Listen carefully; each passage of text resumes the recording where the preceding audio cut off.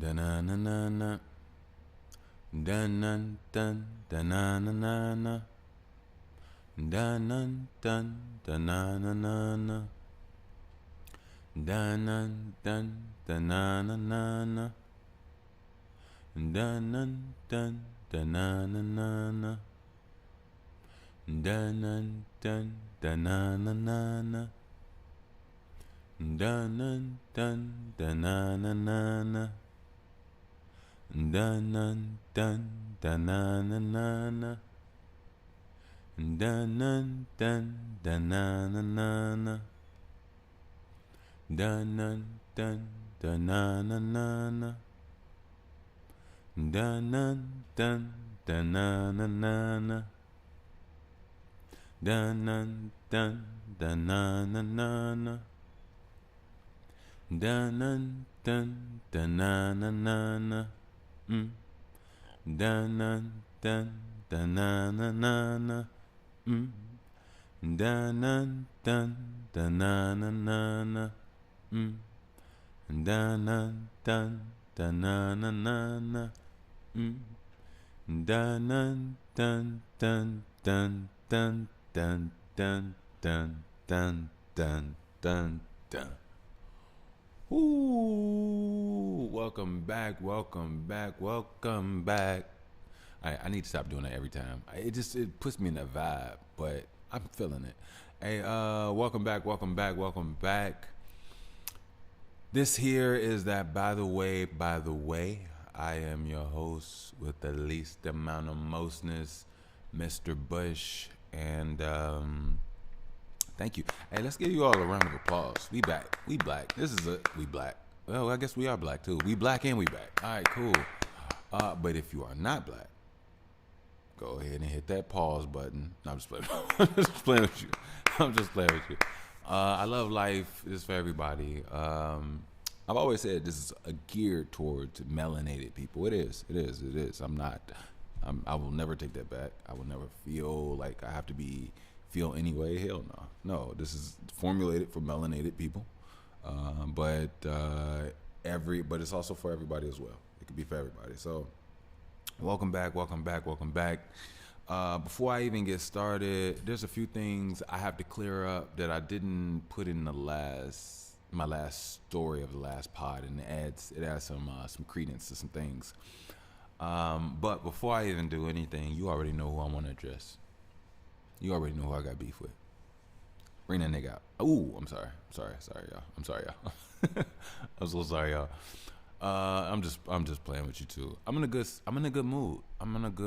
I realize, like, thank God for this like part of my brain that's like a jokester. You know what I mean? Because I go through a lot of pressure, a lot of pain, a lot. I really do. And I'm so glad that I can enjoy and laugh. I'm so glad.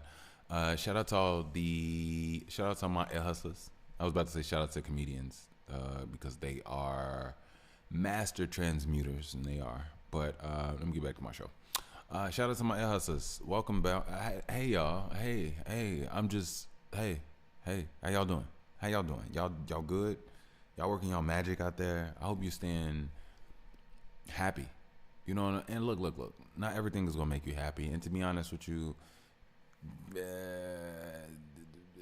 tread lightly with the happiness. You know, because the same things that make you happy same things can make you sad. You know what I mean? But being content with yourself, being proud of yourself, knowing who you are, remembering what you did, remembering what you've done, what you've been through, how amazing you are.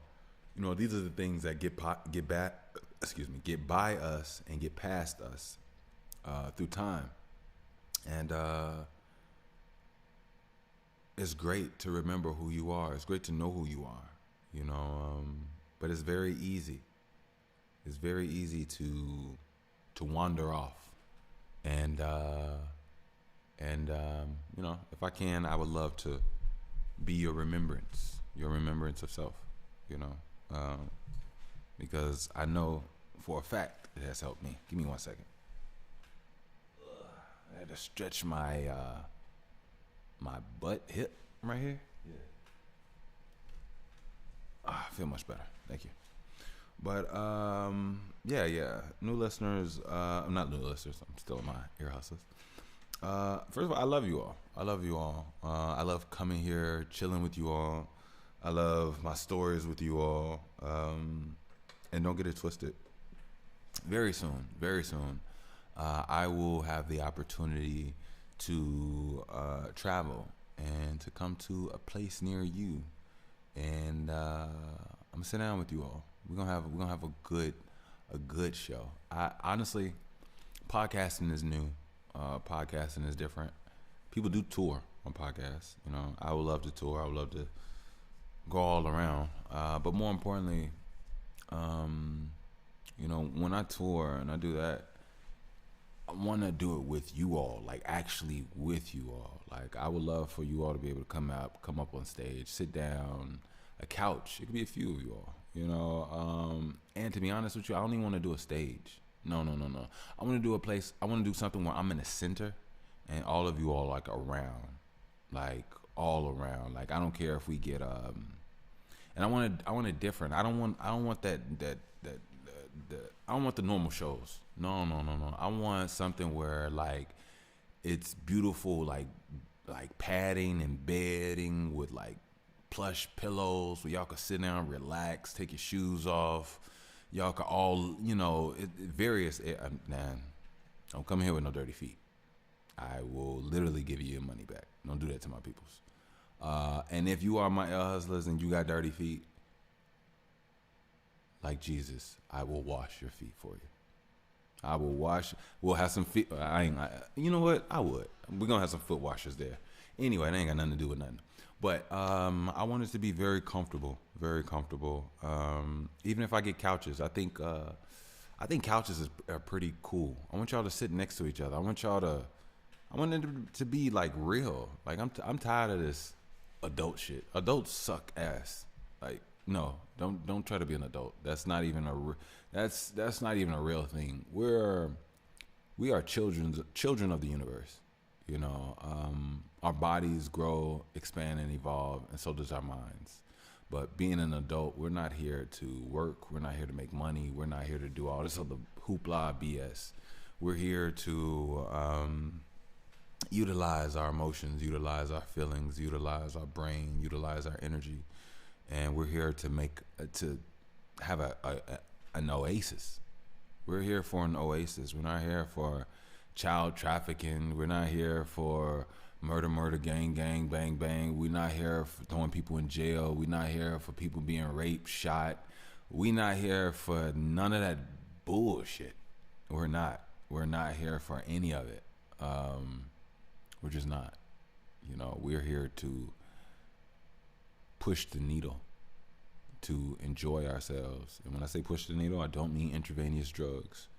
I don't mean heroin. I don't mean none of that. Cause it's a world out there. It's a world out there, and people need help. People need support. People need strength. And I'm going to give what I can to assist and help every single one of you all as much as I possibly can. I promise I will. Shout out to my hustlers. I love you all. Keep working your magic. I wish nothing but guidance and protection for you, but remember to stay yourself, and staying yourself doesn't mean that there's not layers to find out who you really are. You know what I mean?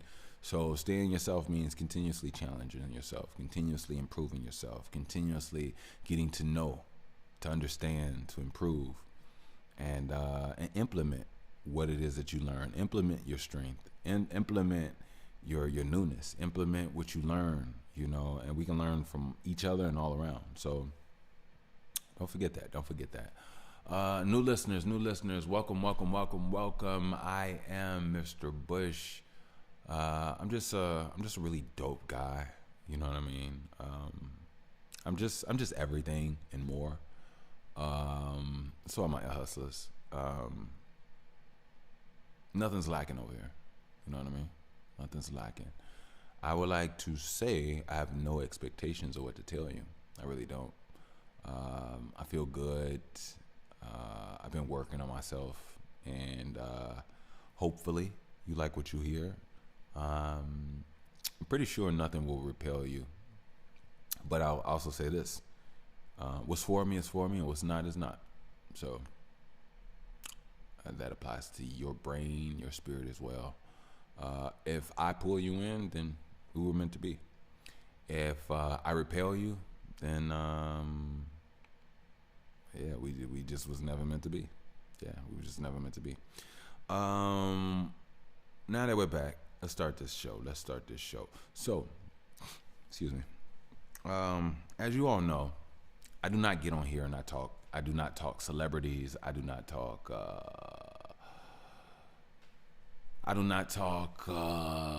Who's doing what and what, where did it. I don't indulge in any of that.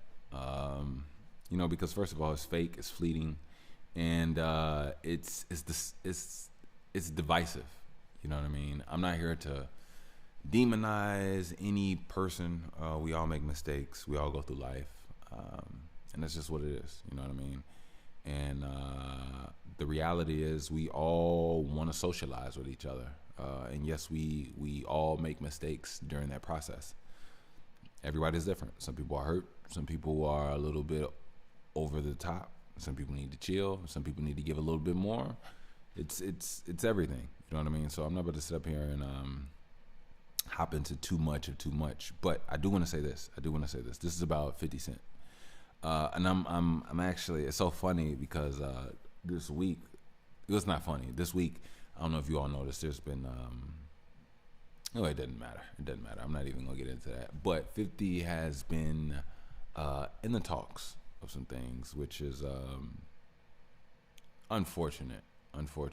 But look, I'll say this, and I don't want to seem like I'm taking any sides. And this is about that whole T.I. 50 Cent thing. I respect both gentlemen, and they both had played a pivotal role in what it is that in my upbringing. It's so funny. So if you actually take my last two episodes, weirdly, they were both inspired by both of them simultaneously. They had nothing to do with this squabble. I'm not gonna say little. I'm not here to put any view in, but the squabble that they have. So ironically, T.I. inspired my pod of the one that's called Nodes of Opulence, right? And when you think about T.I. has brought opulence. He's brought a bravado. He's brought an intelligent gangster. He brought mental cachet to the hip hop space, and in a very elegant, intelligent way. And I think number one, we need some more of that as a people. You know what I mean? We don't need to go. I'm not saying we got to go around and talk our shit like that. That's not what I'm saying. But I'm saying, like, we should have some decorum. We should have some class, but not class of what others are trying to teach us. Class that we create. You know what I mean? So, and then ironically, the whole, and then the other one was 50 inspired, which was the King of the Quarters. The Quarter King. You know, I was actually talking, and that's actually what I'm gonna clear up about. Not clear up. I'm gonna actually add a story that I forgot to say, and I was going to mention it, but it got by me. It was a real pivotal part in me growing up, and this is basically what it is. So, this was so crazy. So, 50 played a very strong, crucial role in my hip hop the birth of my rapping ability, the birth of music in me. He was actually my favorite rapper at one point in time. When in my early days, my favorite rappers were Fabulous and 50 Cent. Yeah, it's Fabulous, 50 Cent. And then and then it went to Lil Wayne, and it was Lil Wayne. It was Lil Wayne for a long time, and then as I got a little older, it was Andre 3000, and it's been Andre 3000 ever since, and that will never change. I'm just being honest with y'all. Excuse me. Yeah, I'm just being honest with you. I am behind on sleep. Right now, you are getting an inspired, reserved, brain energy version of me. Yeah, I've been sleep deprived, you all. We'll get to that. I have insomnia. Literally, I have insomnia right now. But it's okay. I'll get to it. At this point, the last 48 hours, I have not slept at night. I have dozed off in various extremely deep naps that were interrupted, so I never really even got a chance to like really truly enjoy those. But anyway, let me get to the story about that I forgot to tell you all. So the way 50, and I'm pretty sure I mentioned this episodes ago. It had to be at least more than 30, 40 episodes ago. When I was a kid, all right, I told you all I moved with my dad when I was 10. I moved from my mom's to my dad when I was 10. And actually, let me look at this right here while I'm doing this with you all. Let me see. What year did Get Rich or Die Trying come out?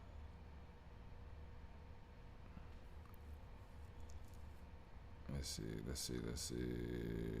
That was 2003. Yep, 2003. So, in 2003, I was 13. I was born in 1990. So, 2003, I was 13. So, let me tell you all this. So, I moved with my dad when I was 10. 3 years later, at the height of one of 50 Cent's career, he came out with I believe this is his debut album. He could have had something before that, but this is the one I remember that put him on. Get Rich or Die Trying. And like I said, it came out in 2003. So I was 13 years old. Now, my birthday is in October 29th. That's my birthday. And I was a 50 Cent fan. I told you all that last episode. And my mom didn't really give me much. She didn't give me much. And to be honest with you, I was kind of a peculiar kid. You probably wouldn't know what I like or what I wanted to get into. I really like basketball. So if you got me a basketball, you got me basketball shoes, if you would have got me a Carmelo Anthony like jersey or sleeve, like a basketball sleeve, oh my God, I would have probably married you. Like, got on one knee at 13 years old and be like, be mine. We could just fuse our hearts together, I swear. Like, anyway, I'm sorry. But, yeah. So my mom got me the album Get Rich, Die Trying, 50 Cent's album. And now, I can't remember if it was a clean version or not back in those days. Maybe they did do clean versions. I'm not super old. But for some reason, I don't think this was the clean version. I don't. But I'll say this. She got me the album. It was a CD for those. Yeah, it was CDs back then. So she got me the album, and mind you, I want to tell you this. So when I moved with my dad, I was by myself. It wasn't a big family. But one thing that was pretty cool was my dad had he had a cassette player. He had a CD track player, and I think it was like a 5-disc player. Like it would, it had you got 5 CDs in there, and it would just move around and play whatever one you want. And then he had cases of just music on music, right? And it's so funny that's a long story short. That's another story, not a long story short. But I would go through my dad. So from 10 to 13, I went through a lot of my dad's records. My dad had LL Cool J, he had Kool Moe Dee, he had Earth, Wind and Fire, he had Michael Jackson, he had just like, yeah, Luther Vandross. Yeah, James Brown. He had a lot. He had a lot, and some people I just didn't know. Some things I heard. Some touched me. Some all right. Some connected. Some didn't. And that's the word. Just do the right wordplay. But anyway, so it's my birthday. My mom gets me the 50 Cent "Get Rich or Die Trying" CD album. I may have had. I believe I had a CD player at the time. I can't remember off top. But anyway, I remember, if I'm not mistaken, my mom gave it to me when I was over her house for the weekend, right? And then I brought it home with me to my dad's, because that's why I primarily live. And I only visit my mom on the weekends for like I said, literally anywhere between, it was like 72 hours. It wasn't even a whole 3 days. I would go over there Friday after school, and I would have to be back home before Sunday, like around 5, before 7. But anyway, so I get home, I get in to my dad's, and I can't remember. I was kind of a thirsty kid. I enjoyed everything like immediately as a kid. So I don't know if I just came in and just threw it on, or I waited the next day, or when. But all I know is this: I was at home. I put the CD in. Now, mind you, my dad had big speakers that were connected to his CD player. So I put the album in, and I pressed play. And it got the going. It got the playing. I'm like, oh, this it. I'm finna go in. This it. I was so excited. I ain't gonna lie to you all. I was like so excited. So I'm not even sure if I made it through the first song. Maybe the first song played all the way through, and then the second song came on. I don't even think that. I want to say this is the first song. I'm in the room, door closed, jamming, playing. My dad comes in the room. He walks up to his CD player, his track player. He hits pause or stop. He hits open. It ejects out the CD. He grabs the CD. He closes it, and he walks out of the room and closes the door behind him. And that was it. He didn't say nothing. I didn't hear no sounds. He didn't say my name, nothing. That was it. So I'm reading the vibe, and like I said, I've always like understood my dad. So I'm like, okay, he's upset. I didn't really understand what, but I just let him be, gave him his space. Some time went by. I come out the room, and I think I want something to drink. I go to the kitchen, and right there in the middle of the kitchen is the kitchen table. And on the kitchen table is the CD in a million pieces. He broke the CD in a million pieces. I don't know if it's a million pieces.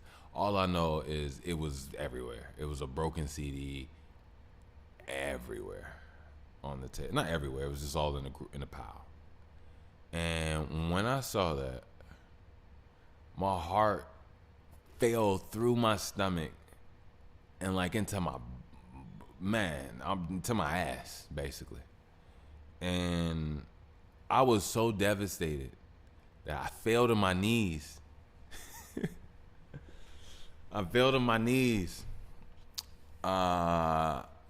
I lost my breath. I was hyperventilating. Now, mind you, one of the reasons that this really hurt me was because whenever I was over my mom's, no, I'll take that back. Whenever I left my mom's and I was over my dad's, I really missed my mom like extremely heavy when I was at my dad's. And for the first few years, whenever this uncomfortable pain would like settle into my heart and my bones, like, and I was missing her so bad. Like, I was like heartbroken, like missing my mom. I had to call her. I would ask my dad if I called my mom. Say, yeah, go, get the phone. I get the phone, dial the number, I call. And just hearing my mom's voice was just soothing. It was okay. It just made it okay, And I had to have at least a good 15, 20 minutes on the phone with my mom. And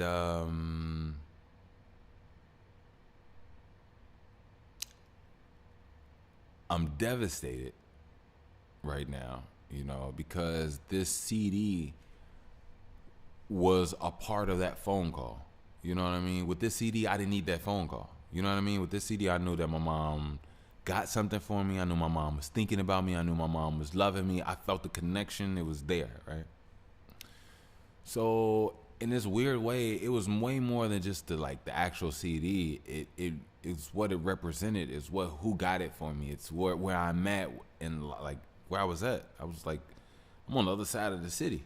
You know what I'm saying? I'm on the north side of the city, living with my pops and his wife. And my mom is, she's all the way on the south side, So I was devastated. I was devastated.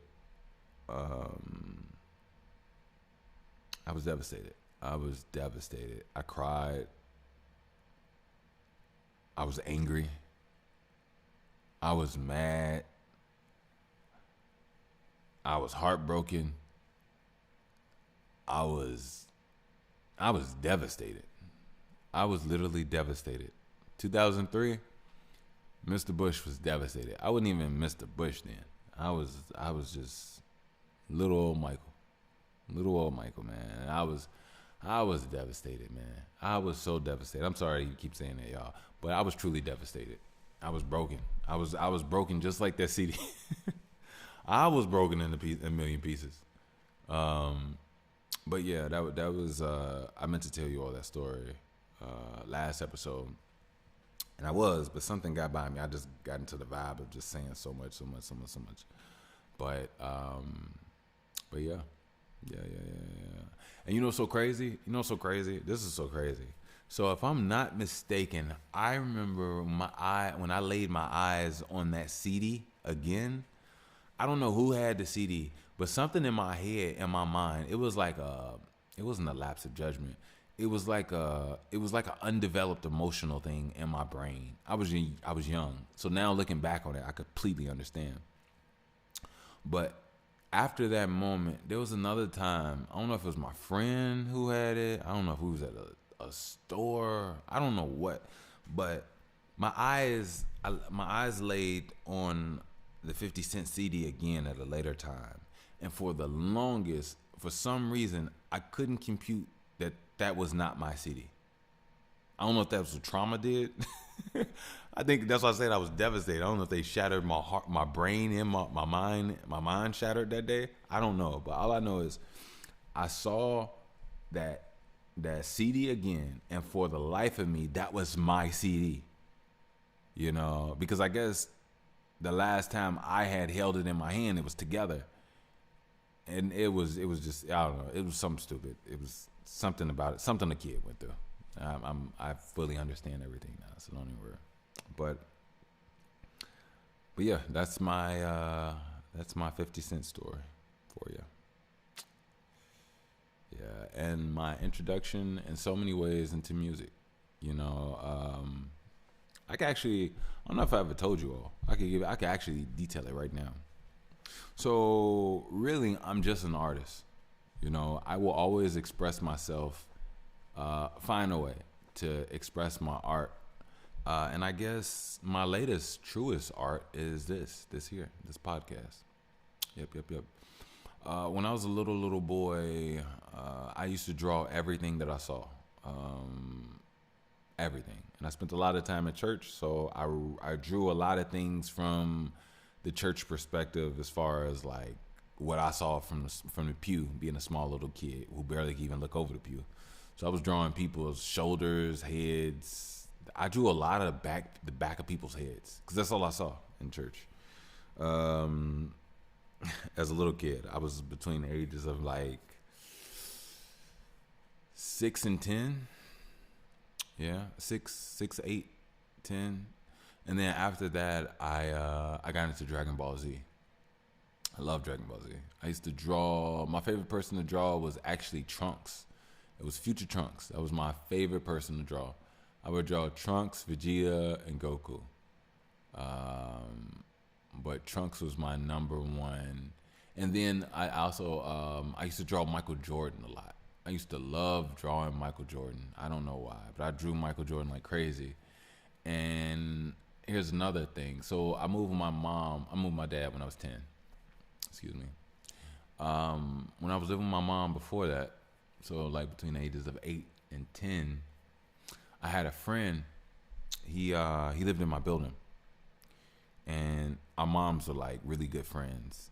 He lived. Where did he live? No, he didn't live in my building. He lived down the street. No, they moved down the street. They did live above us at first. They lived above us at first. They were on the third floor. We were on the first floor. Then they moved around the corner. Okay. Anyway, I forgot. What? How could I forget his mom's name? She was so sweet. Miss Rachel. Is it Miss Rachel? Yeah, Miss Rachel. Miss Rachel. Miss Rachel. Miss Rachel. So, another thing. So, I always used to call my mom's friend Miss and then their first name. I don't know why, but my mom introduced and like guided all of those connections. And my mom's from the South. So, children would always, I think that's a South thing. So she just kind of, I guess, incorporated that with me. But anyway, my friend's name was Jeremy. And I'll never forget Jeremy, and I think I spoke about Jeremy before.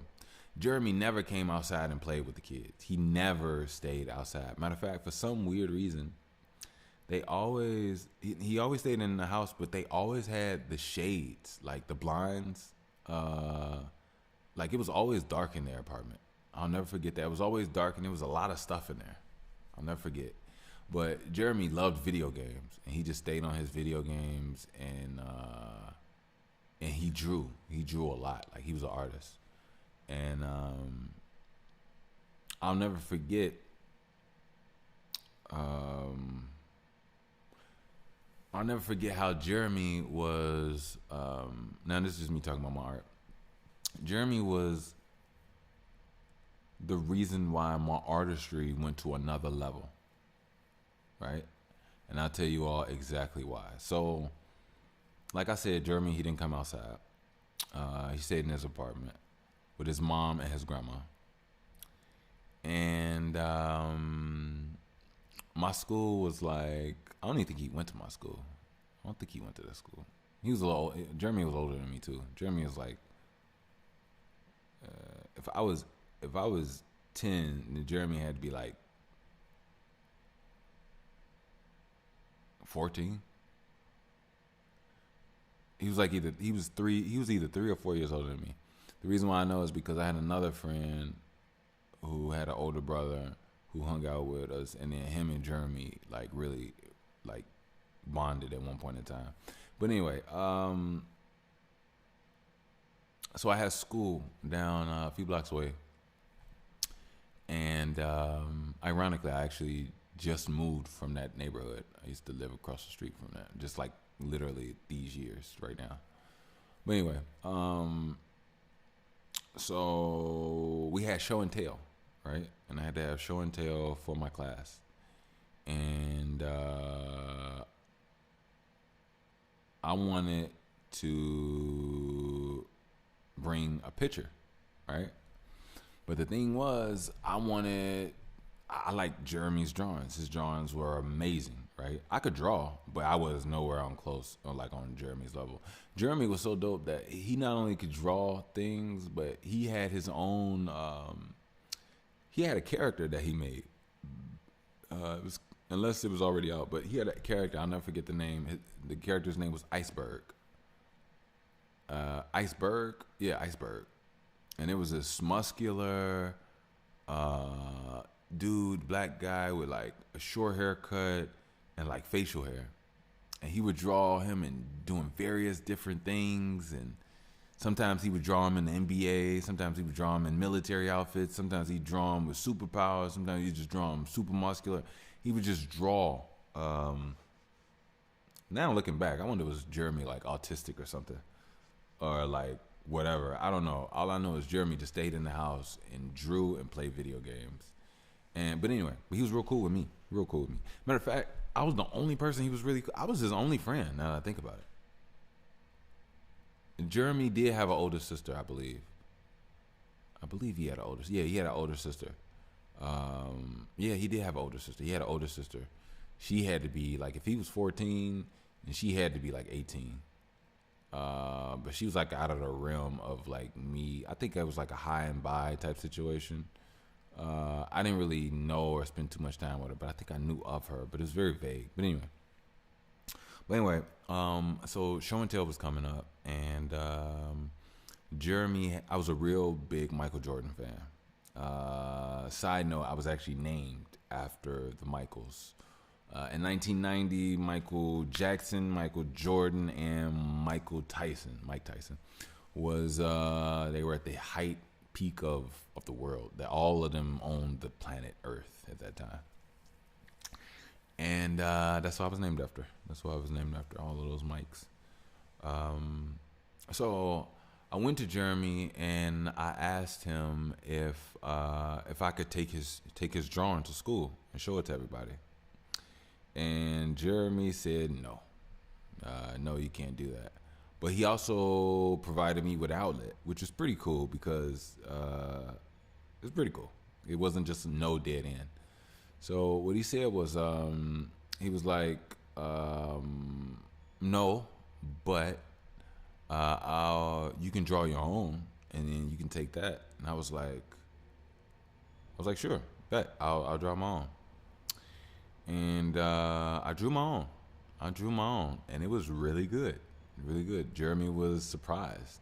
Honestly, he was. I'll never forget. He was surprised. And he was proud of me. Actually, he was really proud of me. And I took it to school. Everybody liked it and loved it. And yeah, I remember that. So the whole purpose of what I'm saying is just that, like, I've always been an artist, right? Now, when I moved with my dad at 10, I'll just keep this real brief about this. Is only about artistry at this point. When I moved my dad at 10, I still drew. I drew a lot. I drew a lot. But then something happened. Then I started to experience like deep sadness that I've never experienced before. And then I couldn't draw anymore. Now I still had the skill to draw, but I didn't have the jolt, the generator, the what do they call it, the passion to draw anymore. And this was around the time I started to miss my family on the south side. I started to miss my mom. Me and my brother were 7 years apart. I was missing my brother. At this time, my brother was like 3. Yeah, my brother's 3. He was born when I was 7, 10 years old. And now I see my mom and my brother and the rest of my family, my cousins, my aunts, my grandma. They were all on the south side. My grandma was my mom's mom. And so now sadness is setting in, like real deep sadness is setting into my heart and my bones in a way that it never had before, because I never really experienced sadness. I actually had a somewhat happy childhood. Yeah, I had friends, I had cousins, I had friends on top of friends, because my mom had a lot of friends, and her friends had children, and then we all meshed and clicked well together. It was just really dope. The 90s was beautiful. The 90s was a very beautiful time. I'm not gonna lie to you all. It really was. Now, everybody got their own different experiences. I get it, but what was that? So now I'm experiencing sadness for the first time, really, in life. Anything before that was just momentary. It wasn't like real, true, heartfelt, sit there and soak in your emotions type feeling. So now I'm like 11. So I've been with my dad about a year, and I'm starting to realize that I'm not around as many children. My cousins are gone. My brother isn't there. All the kids in the neighborhood that I grew up with that went to my school. And not only did we go to school together, we would walk home together. We lived in the same neighborhood. So we would all go home and try to hurry up and do our homework. And oh my God, y'all taking me back. I remember, all right, remember, I don't know if y'all remember this or you all had this type of life. This is that old school back in the day type living. So we would get out of school and then we would go home. We would walk with each other. We'd come home and I would come home and I would ring my doorbell. I ring my buzzer and my mom would let me in. And most times, for some reason, it was always my aunt or something at the house because either my mom went to work or something, but my mom was usually there at the house. And she would let me in, and then I would come upstairs. I would drop off my book bag. I would I had to take off my school clothes. Probably I use the bathroom, pee or whatever. I go in, eat. I wanted something like I used to love cereal. Me and my cousin used to call each other serial killers. Yeah, we called ourselves serial killers because now mind you, as kids we didn't know what a serial killer was, but we know we loved cereal and we used to kill it. So we were serial killers. Me and my cousin Chris. Shout out to my cousin Chris. I know he's going through some stuff, but yeah. And I would change my clothes. I would eat, use the bathroom, and I had to do my homework before I went outside. Right now, I don't know about y'all, but back in the '90s, when you're at home, excuse me. I sip my tea. When you're at home and you're doing your homework, right? And you're doing your homework. Now, man, we didn't have a big apartment. We literally it was like all one thing. It's like one big long room with two. It was really basically a one bedroom apartment. A one bedroom apartment with a bathroom and a small kitchen. Small bathroom, small kitchen. Decent sized bathroom, I say, in a kitchen. But I was a small kid at the time, so if I walked through that apartment now, I'd probably be like, man, this is small. But one day I do want to go through that apartment. I think that'd be pretty cool. That'd be really cool. That'd be awesome, actually. But anyway, so we had an intercom in the middle of our apartment. So I'd be doing my homework at my desk by my bed, and as I'm doing my homework, I hear the buzzer, like the bell, like bzz, bzz, bzz. So if I'm doing my homework, my mom would answer it. I started to answer it like once I got older, or she was like in the bathroom or something. I'd answer it for her, and she could just hear the conversation we're having, and she'd probably just like tell me to give me answers to say on it or whatever the case may be, to respond to the people downstairs. But imagine doing your homework, you hear the buzzer, your mom walks up to the intercom, and she goes, "Hello, who is it?" And it's your friends that you just had the most time of your life walking home with, and you all had fun at school. And you all live in the same neighborhood. Some of them live in your building. Some of them live across the street. Some of them live one block away. and you hear like 3-4 people, I take that back. You hear like 5 or 6 kids, right? And they all go together. Can Michael come outside? Or can Michael come out to play? And you doing your homework and you hear all your friends like asking your mom through the intercom if you could come outside, and you still got like a page or two of homework still to do. Do you know how stressful that was? I'm surprised kids wasn't having heart attacks back then. Like, life was good, man. Life was really good. Like, when's the last time 6 people rung your doorbell and wanted to spend time with you so y'all could all just have fun? I'll wait. No, they don't. I don't even really think kids like on that type of time. Like nowadays. Like, I could be wrong. I don't think so, but it was amazing, man. It was amazing. Man, it was amazing. But anyway, I was at my dad's. Sadness kicked in, and the drawing went away. So I started to go into poems. So I would write my mom. Before I got into poems, or as I got into poems, me and my mom, we used to write each other. It was like an exercise for me to get better with my writing and my writing comprehension and everything like that. And actually, I got really good.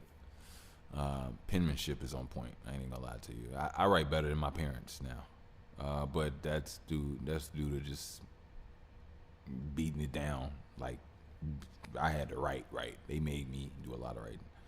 But anyway, I would write my mom letters, and she would write me me letters back.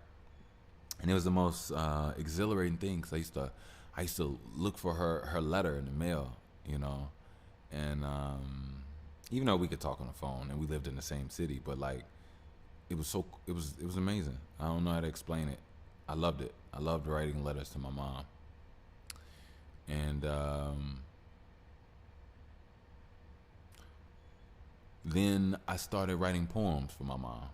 I would like add a poem on the back of the letter, and then it got to the point where like I would write my mom a letter, then I'd grab another piece of paper and I'd just write a whole poem or whatever I wanted, and then I put them together. Then I would fold them so it would just come off as one paper, but it was 2. And she kept some of my poems. But my poems eventually they went from writing poems, and then they went from like to talking poems. I wanted to say what it was on the paper rather than just writing it. And then that's when around hip hop started to like come into my heart, where I wanted to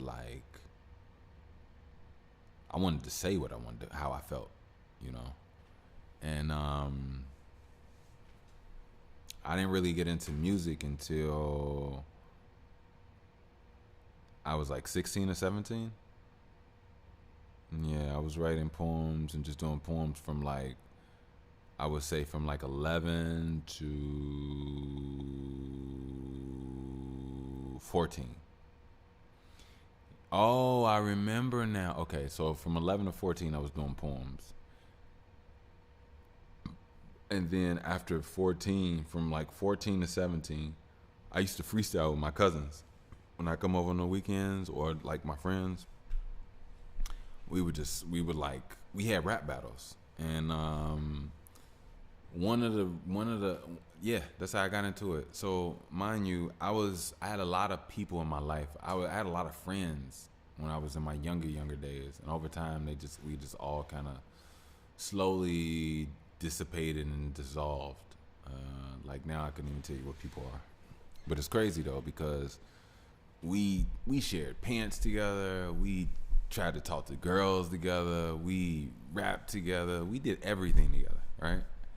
Sleepovers, all type of stuff. So that's why it's so weird now that, but that's the trajectory of life, I guess. But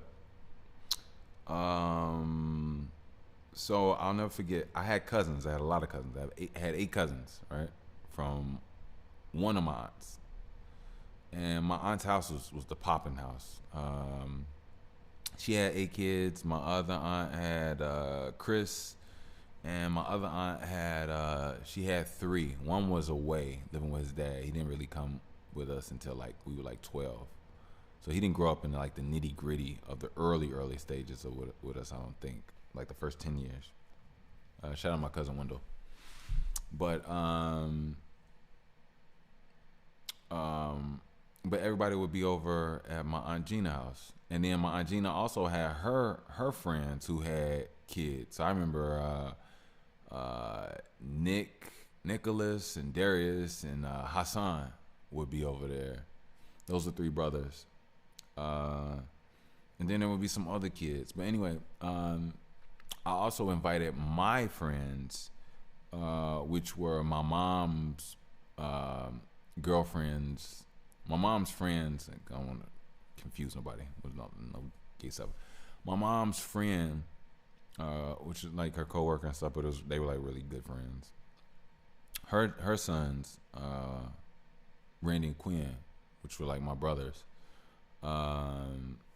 They would come over and spend, so it'd be like a house full of like damn near 20 kids, right? So we would have ciphers at night. Like when we supposed to go to bed, we'd be up. It'd be like this the room full of boys, and it'd be about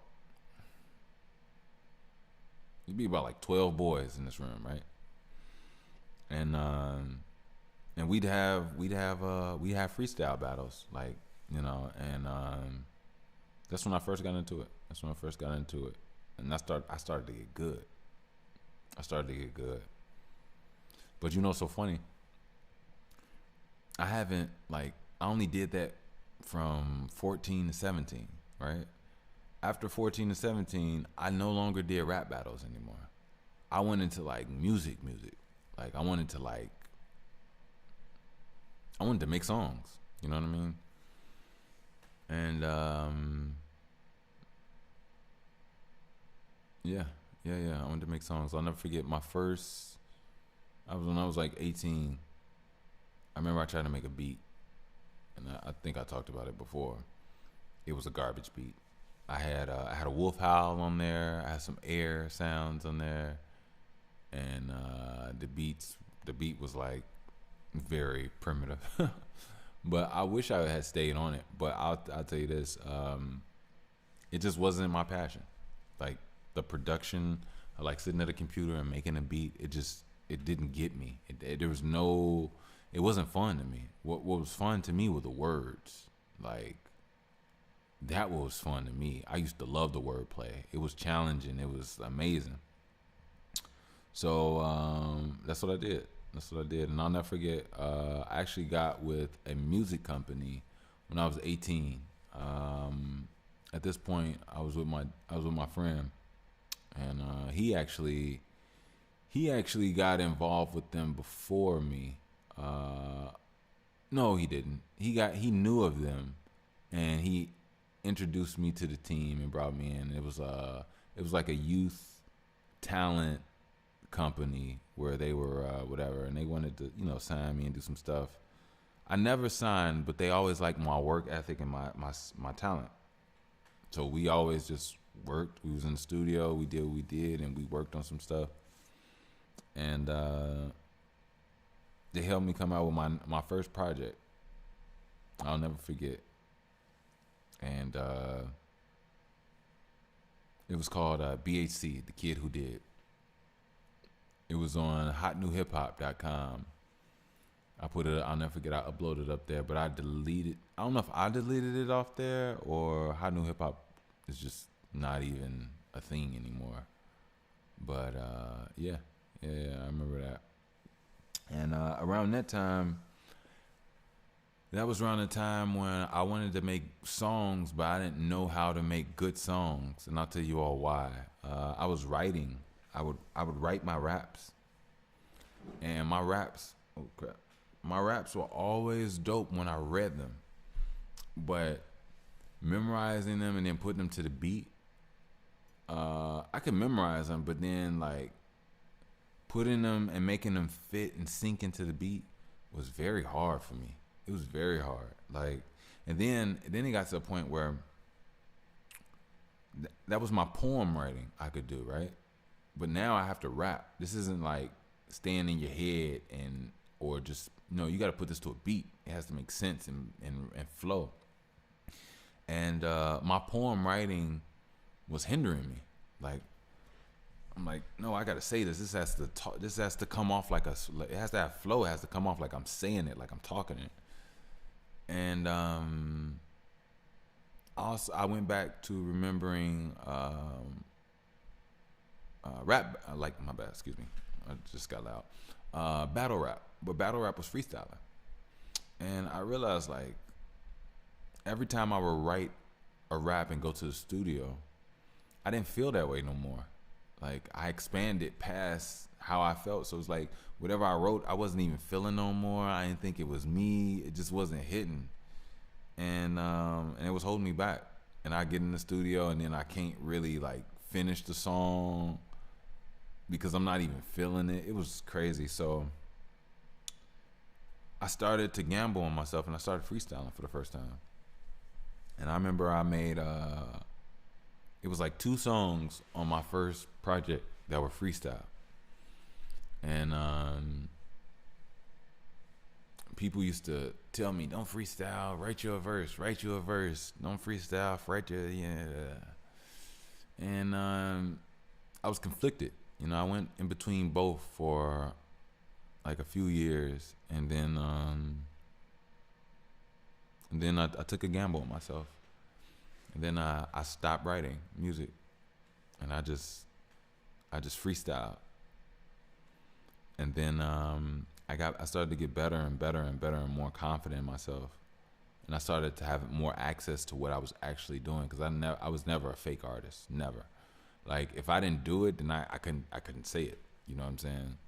And the only thing that I did that was a lie in a rap was I had this. All right, so when my little sister was born, my second sister, she was 2 years old. Yeah, she was like 3, and it wasn't even really a freestyle. It was more like a little jingle, really. And I taught her this like 2-3 line thing that was just a joke. It was just playing. And I don't know if I even heard somebody say it. I possibly did and took it from inspiration, or maybe I just said it on my own, just playing around. But I taught my daughter, not my daughter. I taught my sister this, and the reason I said my daughter because they literally look alike. I taught my sister this, and she used to always like repeat it, and it was what you gonna do when I run up on you with that Mac 22, pop you and your crew. And and yeah. That was the only rhyme, and it wasn't even a real rhyme. And I never put it in music. It was just something I just said and did with my little sister. But yeah, if I didn't live it, I couldn't say it. You know what I mean? And don't get me wrong, you know, people be exaggerating stuff and saying, you know. I'm pretty sure I did my own exaggerating, but as I got older, my art just became more honest and more truthful. And then obviously you all hear me now. I'm not like riding in my Bentley. You know that you know what I'm saying? Like, you know, like yeah. That's how my music evolved over time. That's my artistry. My bad. My artistry evolved over time. And now, I'm at the point. You know what? You know what's so funny? So now I'm actually at a new place in my life. So now I got another topic to talk about, but it actually goes into it goes into my art as well. So I got into weed like around 1920. No. 19 years of age, or 20, not the year 1920. I wasn't even alive then. They're like, damn, this nigga's a time travel. I knew it was a time travel. No, I was either 19 or 20 years old when I started to get into weed. And one thing I really liked about weed at the time was weed, like, I was having fun with my friends, right? And every time I have fun with my friends, this is one thing I could tell you all about weed. Weed is about smoking with the right people. Because if you smoke with people that make you happy and open, then it'll make you happy and it'll make you open. You know what I mean? Um, so I was always smoking with people. It was always a thing. You know, it was me and my homie Dre. Uh, right at our senior year of high school, we just, yeah, we just, yeah, we like to get us some weed, go to parties, and rap. You know what I mean? And but anyway, long story short, weed kind of grew on me. Not kind of grew. Weed grew on me. I ended up smoking for 15 years. Right. I'm saying this to say, as of right now, I've actually stopped smoking. Yes, yes, yes. Man, this is a whole nother thing. So I'm gonna try my best to talk about two things simultaneously as I move on into the non-smoking part of my life. But I've rapped on weed for so long. I would, yeah, yeah, I did. So now I'm definitely a good artist. I'm definitely a whatever. But um, my production, as far as like, and the thing is, I actually need to get into some music now, like ASAP. But within this 2 weeks, it's been 2 weeks I've smoked, and then within that 2 weeks, I have not made any music. But it's not because, well, I hope not. I don't believe it's because of the weed. I was actually sick last week, and this week, which don't get me wrong, it's no excuse. Ever since I stopped smoking, my body stopped sleeping. So while I'm detoxing, I gotta get my rhythm of sleep back. You know what I mean? And when you're running on low brain power, but whatever I got, I'm giving it to my daughter. She has to learn. I gotta teach her certain things, be on top of her. So but I'm not gonna let it get by me. Don't by any means. I love music. I actually just put out an album. So yeah, that's not the case. And on top of that, one of the like a few songs, maybe one of the songs, I made without smoking. It was that I was already at a crossroads of beginning to stop. So um, so yeah, but I think after I didn't smoke and still and made the song, I think I eventually started smoking again for like maybe a few weeks, and then I stopped. And it's been 2 weeks now. 2 weeks. Yeah, been 2 weeks. So yeah, that's that. That's about the trajectory of my artistry. Now, let's get to the nitty gritty of what I am going through now. But before I do, let's do a commercial. If you would like to support the show, you can definitely do so. If you would like to donate, you can do so via PayPal at Wickush. That is WICKUSH. Again, if you'd like to donate, support, I am more than gracious and thankful. You can do so via PayPal at Wickush, WICKUSH. And you have no idea. You have no idea. One thing I'm gonna say is this: I'm a father that hasn't been able to work. Don't have much of anything as far as money, and I've been on the cusp of homelessness, and it's not a really, it's a horrible feeling. It's a horrible feeling. It makes you sometimes feel like you're not even a man. I'm not even gonna lie to you. But I know I put in work here. I know I grind, and I know I'm gonna continue to keep doing what I have to do here. And more importantly, I have an amazing daughter that deserves some amazing things. And daddy is gonna do what daddy got to do. You know what I mean? So I am more than gracious. I appreciate you all if you all are able to to give. And yeah, that's just that. I keep it that. I appreciate you all, real talk. So if you like to donate, support the show, you definitely can do so via PayPal at Wickush, WICKUSH. Thank you, thank you, thank you. Also, if you all would like to get some merch, support the show. You have no idea. I will put the link down in the description. You can grab your BTW first edition tee. I am more than you all have no idea. You all have no idea. You have no idea. Eventually I want to come out with some. I want to come out with some stuff. I want to come out with some bras. Yeah, I want to come out with some coffee tea mugs, and I want to come out with some bras.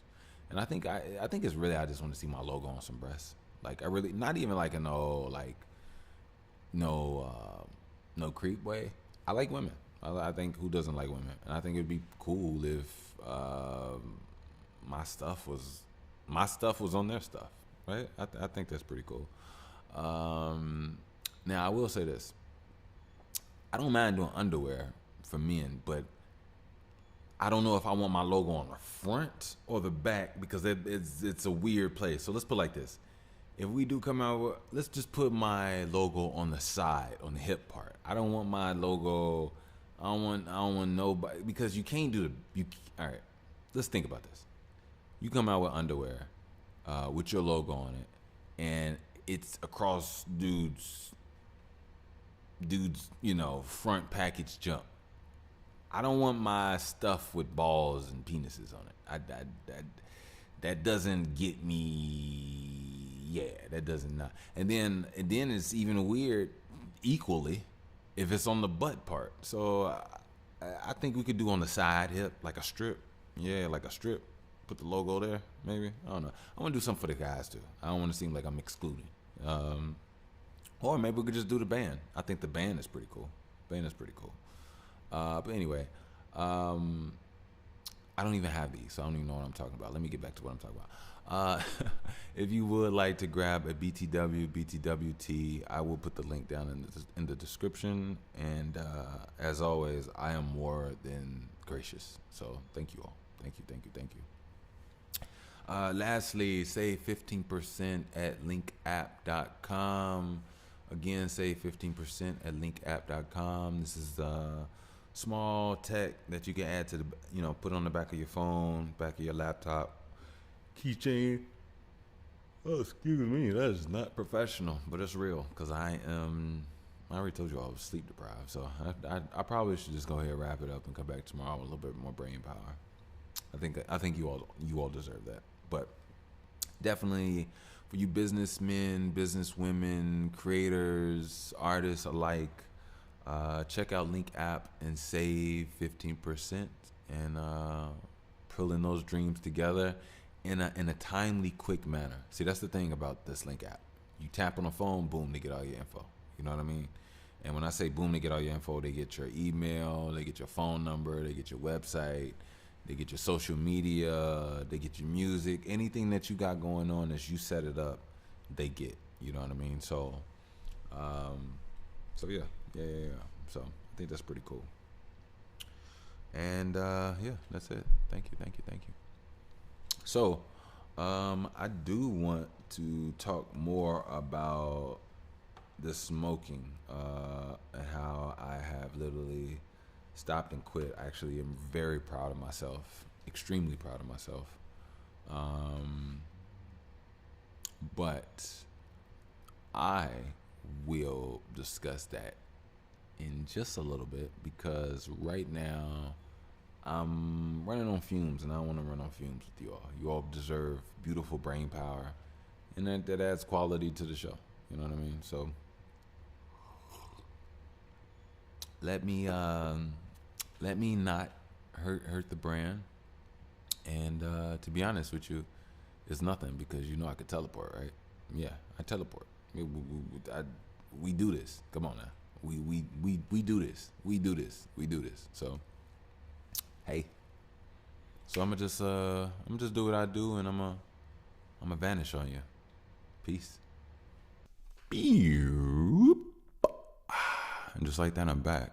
I'm back. I'm back. That's pretty cool, right? That's pretty cool. I like that.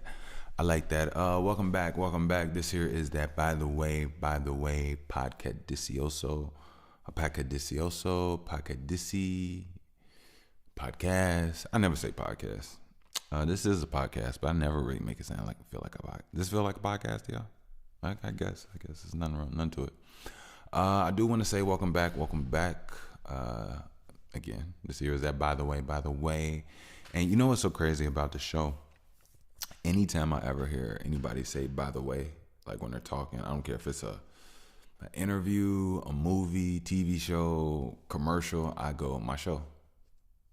I go every time. It's like my brain is wired. I don't care how I hear it, when I hear it, I go my show. And it's a little thing that I got going on that I really, it's like me and life playing a game with each other. I really like it. I got a few things I want to talk about. Number one is shout out to my baby, shout out to my daughter, shout out to my boo-boo. I want to tell you all something, which is so funny. It's so funny. So, this is actually like really kind of funny. It's like really kind of funny. So, if I'm not mistaken, my daughter is... Okay, hold on. Okay, if I'm not mistaken, I believe my daughter is 20 months old. You know, when you count those months, I feel like only the mothers keep up with that. The fathers, we know the somewhat around. It's not like we just completely did off. We don't know anything about our babies. But I think fathers can definitely be off a month or two. And moms, like, no, they'll correct you. Like, no, the baby is blah, blah, blah. You know what I mean? But anyway, the reason I was saying that, let me turn this down slightly, not too much. The reason I was saying that was because her perspective of this reality that she believes, right? So my daughter saw me do one thing, and now she thinks that I have superpowers. Okay? Now, I'll be honest with you all.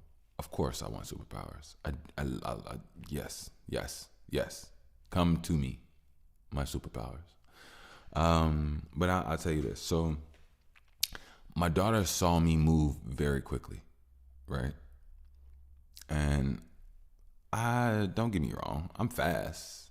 So, but also at the same time, like lately, I have like a reserved speed. Like I don't use it. You know what I'm saying? I used to use it in my my younger day. I wouldn't even say younger. Why am I even talking like that? I used to use it more often when I play sports, right?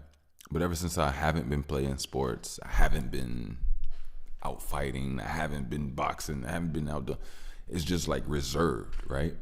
And it's like it's underneath my skin. And the way I move so comfortably, you would never know that I could just move. I could just tap into that just anytime I want, right?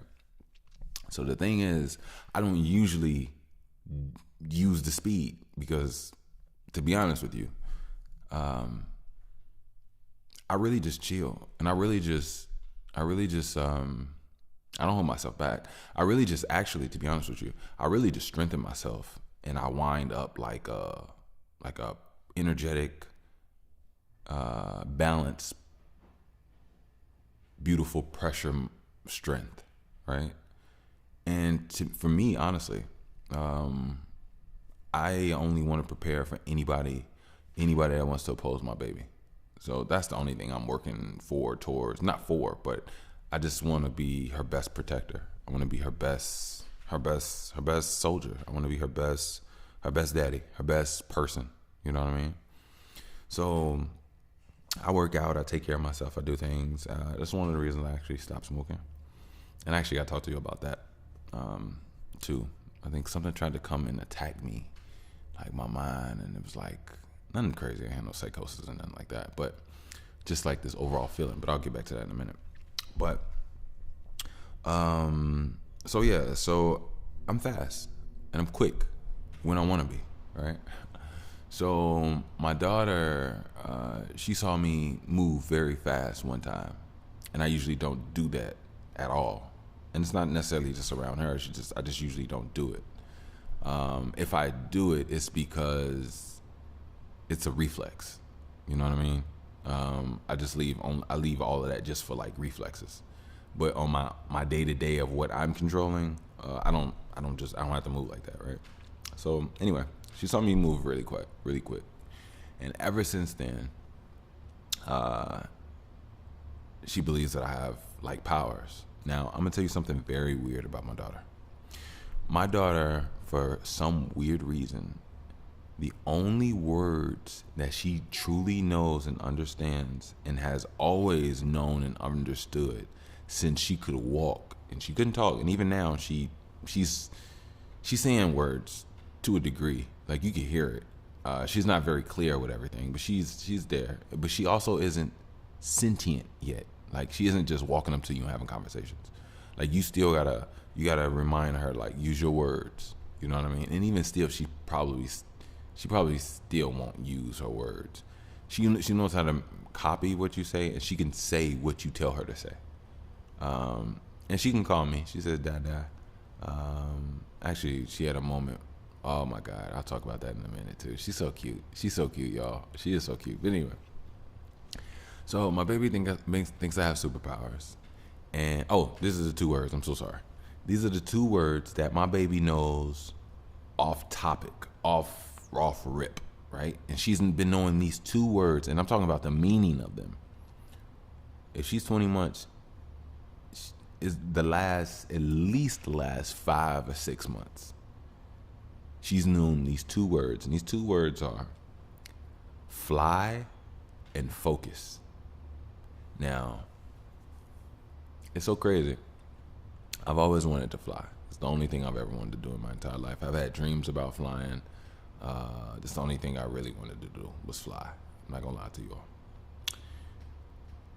And my daughter, I can go up to her, and I used to go up to her months ago, and I would say fly, and she would put her hands up in the air, and she like try to go up, and I'm like, how do you understand what that is? I don't get it. I really don't get it.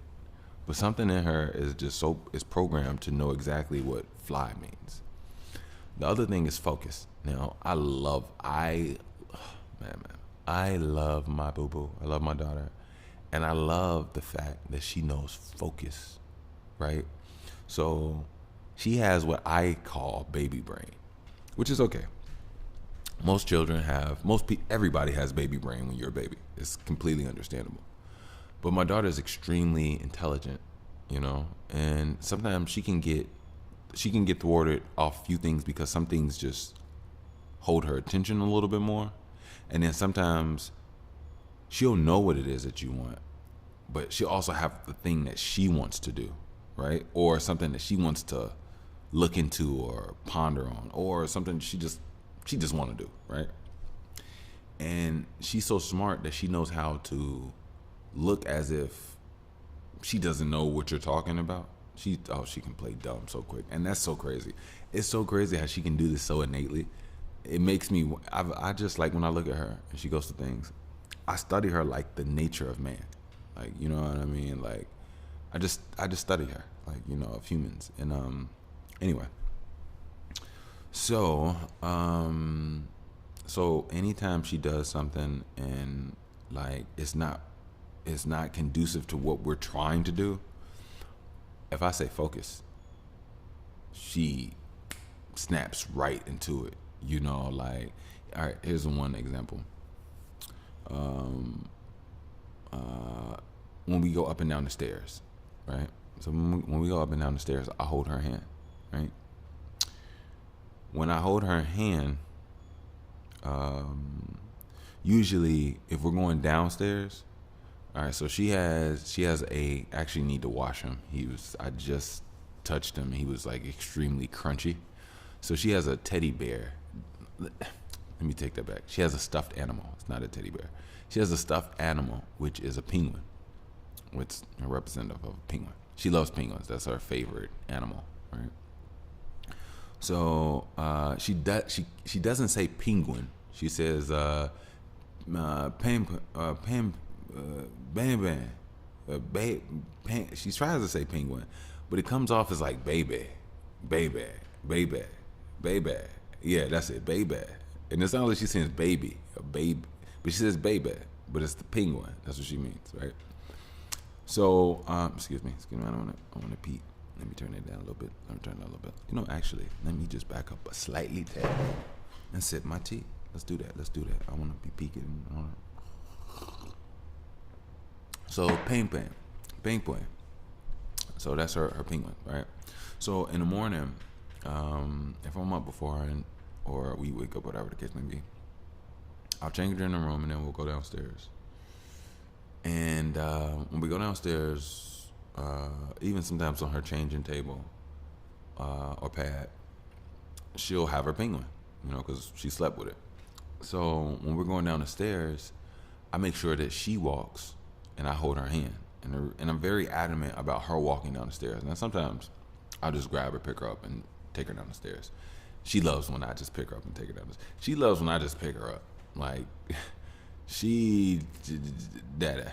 And the thing is, I have to be very careful because if I don't, I will be her literal leg chauffeur for everything, And she got these strong legs, so I really want her to get her formation, her hand, eye, and foot coordination all together. You know what I mean? But anyway, so when we walk down the stairs, I hold one hand and she has to hold the rail on the other side. And she likes to have penguin. Well, I'm just going to say it. She likes to have the penguin, right? So she'll hold on to the penguin and try to hold on to the railing and try to hold my hand.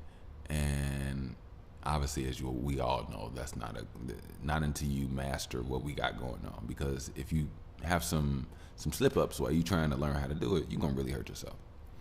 So in a lot of those cases, I say focus. Yeah, I was about to say focus, boo-boo. But sometimes I say focus, boo-boo, or I just say focus. And she'll either put the penguin down or she'll hand me the penguin, which I'll take. And then she'll hold my hand and then she'll use the rail going down. And focus in so many ways, like it helps. You know what I mean? Like if her mom tells her to do something and she just like disregards and goes off and does her own thing, I go, boo-boo, focus. She stops instantly what she's doing and she goes and does what she's supposed to do with her mom. And it's just amazing how she knows fly and she knows focus. I think those are the two crazy, most beautiful things to me. One thing I was gonna say about her, another thing about my baby. So she's been sick the last week and a half. She missed two weeks of 2 Sundays, which equates to 1 week really. But she missed 2 Sundays of her swim class, and the reason she missed it was because we decided that since she has like mucus and still trying to blow and clean out the boogers in her nose, we just felt it wasn't the best to like have her submerged underwater, and she's sometimes at night she's needs to be like consoled and had her nose blown and cleaned out. So let me tell you, this one night she had a really bad night. She could barely breathe, and she woke up. And she woke up crying, and like she was flustered, like she was scared. And I understand. Like if you wake up, nasally, congested, clogged up, can't breathe through your nose, you waking up because you lack of oxygen, and then when you wake up you're in total darkness, and then you try to look, but you're a baby, you can't, all you can do is just basically cry, make a noise, right? And I'm already there, as she makes the noise or whatever the case may be, most times right before, because I'll check on her just to hear her breathing when she sleeps. And excuse me. And so I got out of bed.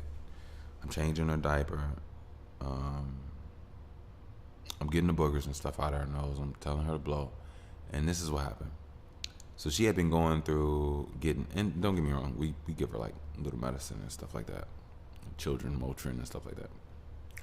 So we had already gone through a couple days of, I'll like hold one side of her nostril and she'll blow for me, and I had to be very careful because over time, her mom wiping her nose and handling boogers, me wiping her nose and handling boogers, your nose can get really raw.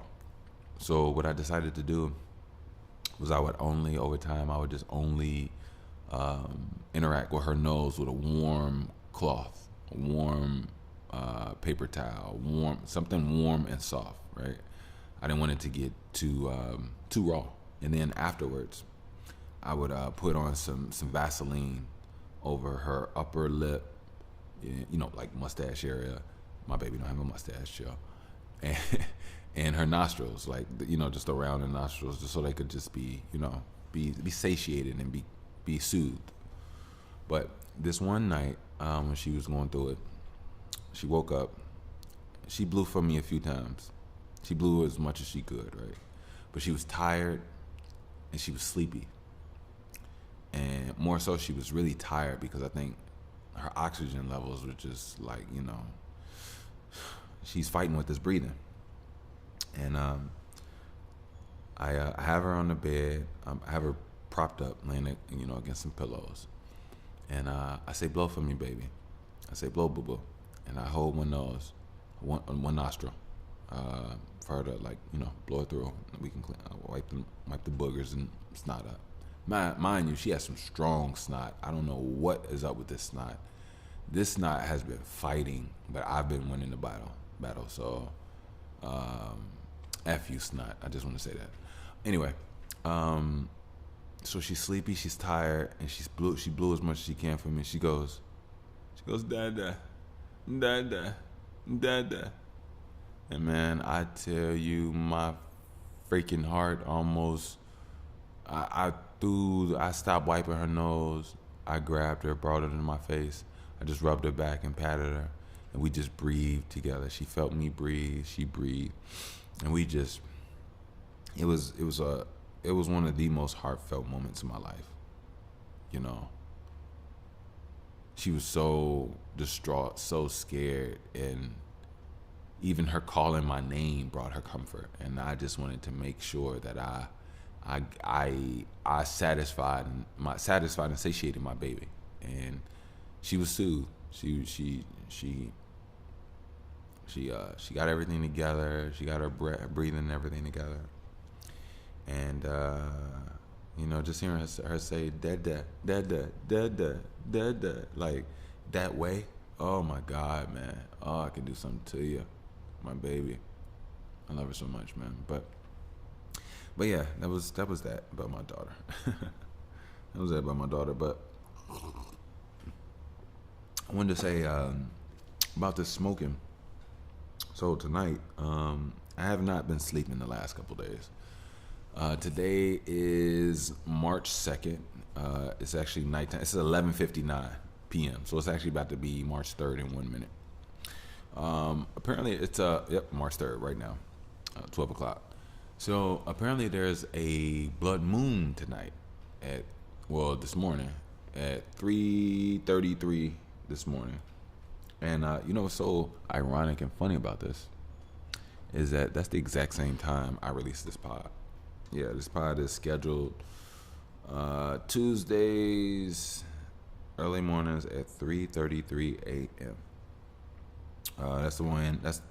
I decided that time for a few reasons. Number one, I know it's the beginning of the week, right? I want you all to have something for the beginning of the week to vibe and move and satiate yourself, right? I want to be with you all for the week, right? That's what's important for me. I don't want you all to be alone. That is quintessential to my progress, my growth, and what I got going on, because I understand the world, I understand feelings, emotions, and I just do. I do. Now, the reason I don't put it on Monday is because I feel like sometimes Mondays can be a little heavy for people, right? You know what I mean? I want Mondays to be for you, And on top of that, if you do need me on a Monday, if you do need some by the way, I have it set up in a way where, like, if you didn't finish the last episodes or whatever the case may be, you could catch up on those, and you'll be good. And then on Tuesday, I'm coming. I'm there for you. Bam. I'm boom right there for you. The reason at 3:33 is because I know everybody doesn't start their day at the same time, right? And if I put it at 3:33, everybody that shows up later, it'll be there for them anyway. But I also want to be there for those early bird risers, those people that get up at 3 in the morning, 4 in the morning. Whether it is, they got a long commute, whether they want to work out, they want to, whatever the case may be, walk their dog, build something, whatever it is. You know what I mean? If you have your alone time at 3 o'clock in the morning, I want to be able to let you all know I got something for you, and you're not alone. You are not alone. Bush is here with you. Hey, shout out to Michael Jackson. It's so funny. Last week we've been watching Michael Jackson everything. I've been showing her. I've been playing old videos. Well, obviously they're all older. Excuse me. That's the other thing I was talking about. I apologize so much. I haven't been sleeping. I have not been sleeping. I'm Mr. Insomniac, like for real. Last night I was up. Night before that I was up. And you know what's so crazy? I go to sleep a couple hours before my baby wakes up. It's like, is this some sick game? Like, I'm literally like, is this some sick game? But I completely understand what this is. This is what happens when you are addicted to marijuana, and you smoke marijuana for so long, and then you stop, and your body does not act the same. Your body, not equilibrium, your circadian rhythm is just it's discombobulated. It's off. You know what I mean? Like you'll be tired, but you won't cross over. You know what I mean? And I've been through this before. One time I took a break, but what's so weird and funny was today was it was like, this is what I meant when I was saying it almost felt like I was being attacked spiritually.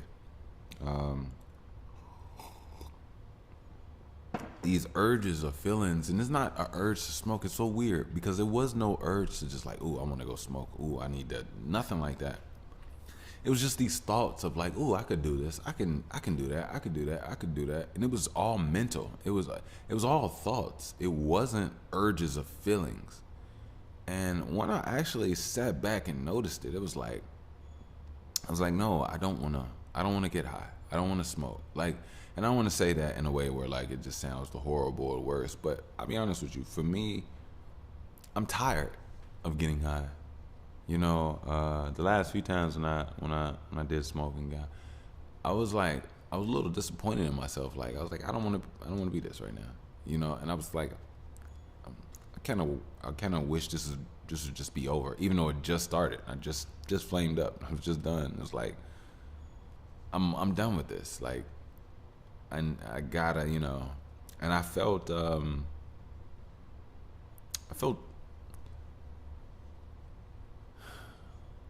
stuck in a weird way. You know what I mean? But anyway, this night I was thinking about like going and get me a bubbler, calling up my connect, grabbing a bag, come back into smoking and chilling. And I wanted to do that. I'm not gonna lie to you. I wanted to do that. But it was all thought, and I thought I had some time with those thoughts. It was like, nah, I don't want to go back. And to be honest with you, I'm tired of it. Like, I've smoked enough, and maybe in the later future, if that is something that I want to do at a later time when it's much more It's not an addiction thing, and I'll be honest with you. I smoked every day. I wanted to smoke every day. I wanted, so until it could be a thing where I can, man, I do this here and there, but I'm in control. It's not something that like I have to fall back towards all the time. That's what I really would just moderation. But another thing I realized, weed makes you horny. You know, weed makes you horny. It changes you. It affects you in ways that you don't even realize. And sometimes I realize like, I used to smoke weed to like relax and get in the vibe of certain things and cool and chill out. And sometimes that did happen. Yeah. But I did a lot of research and I did a lot of reading, and one thing that can build up that people don't really pay attention or even know much about is oxidative stress, right? Oxidative stress is it's one of those things where it could build up in different parts of your body. I can't completely explain it. I really can't, and I'm so sorry. But I do know when it comes to me, oxidative stress played a role on me having neck pain, neck issues. And sometimes I would have neck spasms, like on the sides, the back of my neck. And I've had neck issues for I want to say about 3 years now. I'm talking about intense chronic pain, right? And yeah, I did a lot of research. I did a lot of looking up, and it's just smoking is just not good for you. You know what I mean? I did enjoy I had some really enjoyable times being high. Whether it was edibles or smoking. I did enjoy my times. I'm not even gonna lie. But I feel edibles are more the route to go, and even not now. I don't want any edibles. But I feel like, let's say 3-4 years from now, I finally can get a home, give me a place. I'm stable in my career. I'm able to do things and excel and spend time and build and collab with the people that are trustworthy and make sense. And I'm the father that I always wanted to be, always wish I had. And I'm having a great time doing what I got to do. And just say, I'm in my beautiful home that I've worked hard for, and it is very, it shows my personality, it shows everything that I like and I want, and it fulfills me, and I'm comfortable, and maybe I could be there with some people that I love and cherish and love me. Or maybe I'm at home relaxing by myself and have options to go and do something later on or whatever the case may be. But I just want to have some alone time, and I just want to chill, and I just want to feed my fish or feed my iguana or chill with my puppy or whatever the case may be. Maybe I got a few birds. Maybe I got an eagle, and it's just us in the house or something. I don't know. But maybe then I would like to have me a nice, delicious edible, and I could just float off and do what I do and enjoy myself. I don't know, but I think that's the most viable option moving forward, because I've been taking my Haritaki. I actually need some more. I got a little bit left. I'm at the corner of my jar, but I've been detoxing lately, and my detoxing it's been strenuous. I've been coughing up phlegm. I've coughed up some dark stuff, little dark specks in it, and I can tell my lungs are cleaning themselves. They're removing tar, removing toxins, and it's all coming out, heavy metals. And I have not been working out now it's kind of getting a little by me, but I will. I love working out. That's what I do. The last, I would say 4 or 5 days. And one of the reasons why is because I've had a few issues, nothing crazy or bad, but as far as I had one of my the bathroom like some what is it called, like it got backed up, so my floor got wet and I couldn't even record off top because I didn't want to. Well, I did record, but I didn't want to work out in that because I didn't want to breathe in putrid water and sewage water. It was crazy. But anyway, it's all cleaned up and everything now. And then I was also sleep deprived the last, definitely the last 4 days, but I'm behind a few weeks on sleep. But as far as it actually affecting me, it was getting to me the last 4 days. Yeah. Yeah, it was just, man, it's crazy. Especially when you're so tired and you just want to go to sleep. And then like I said, by the time you finally fall asleep, the sun is coming up. Like, what type of is that, yo? That happened like 3-4 times in a row. I'm like, come on, God, please help me. Please help me. Please help me. Like, I just want to rest. You know what I mean? I'm not a bad guy. I just let me sleep. You know what I mean? But more importantly, it makes me come to you all because I know I have a young listenership out there. I have an older listenership out there. Everybody kind of like. There is no stipulations on this. I think my spirit transfers over to a lot of people, just simply because I'm pure, and I love being pure, and I'm gonna continue to always be pure. But save yourself, you all. Marijuana is very powerful. You know what I mean? I feel as if everything, use it, don't let it use you. You know what I mean? But it also takes discipline, and it also takes you to build up yourself and your mind and to know what it is that you're doing with what you're doing. Because I never want to demonize anything, but I do know if something is misused, you're misused, and it'll hurt you. I don't want you all hurt.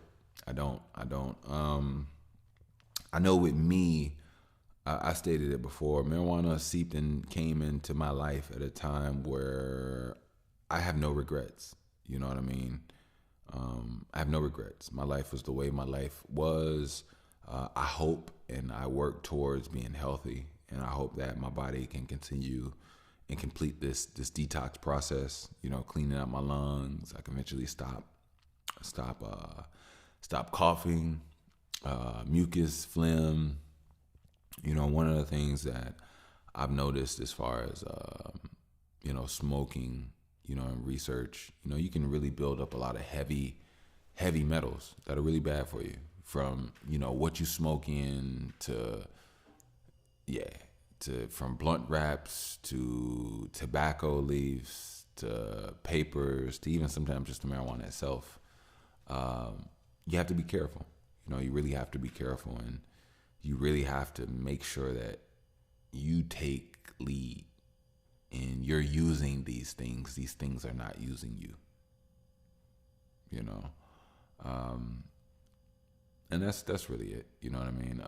But like I said, marijuana came to me at a place where I was hurt and I was going through a lot of things. And I'll be honest with you. Lately, I've let all that go. I don't want to be upset at my parents. I don't want to be upset at myself. I don't want to be upset at God. I don't want to be. I'm not trying to run around with the word, just throwing out the word regret this and regret that, and none of that. I don't want to hold any animosity. Matter of fact, I'm releasing everything out of my heart of any of that. Even the people that I thought that I could probably never forgive, and the people I had the most hardest times ever forgiving was my siblings. My siblings, because they were the closest to my rib. their knives were the closest to my ribs because they were already super close to my ribs. So their knife was the closest to my heart. I put it like that. And it really affected me. It really hurt me more than anybody else, because you feel like beyond a fool. You know what I mean? And but ultimately I had to realize a lot of people are hurt. My father, I held a lot of grudges and a lot of tight pain towards him. But eventually I had clear, open eyes, and I understand that my father's hurt. He's been hurt ever since he was a child, and he grew. And I can only commend him for, making it and doing what he has done thus far, and I know it's a lot of people out there in pain. A lot of people out there in pain. A lot of people have been hurt.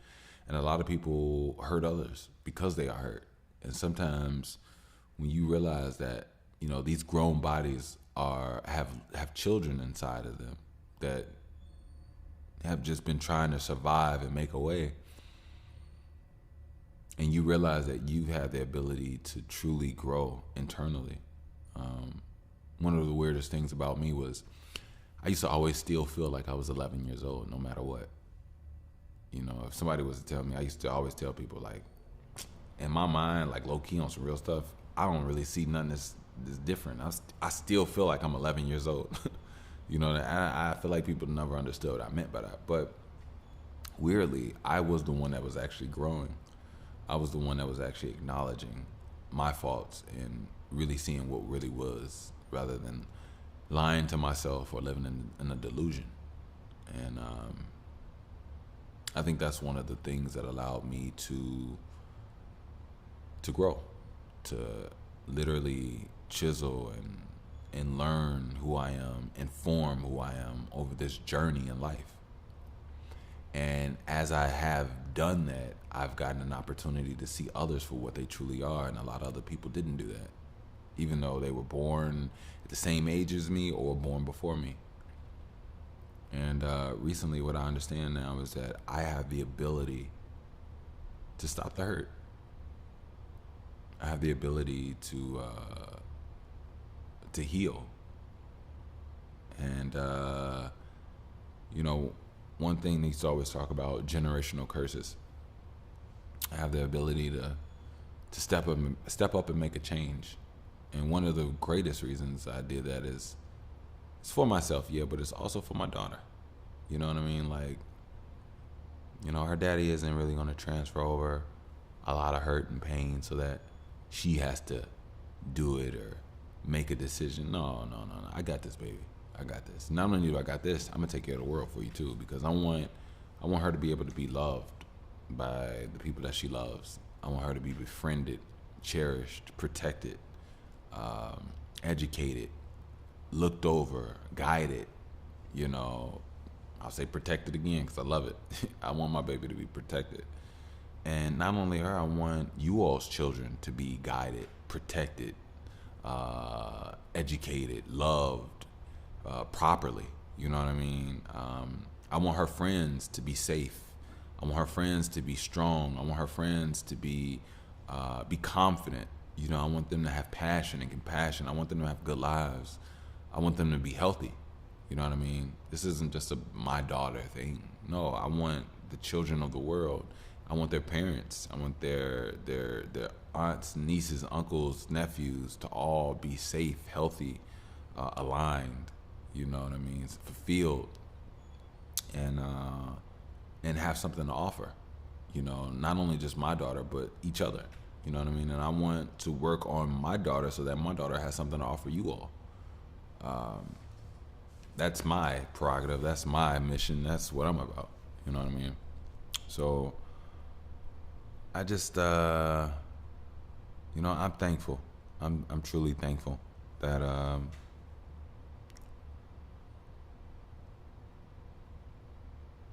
things are working out in my favor from a standpoint where I never knew that it could.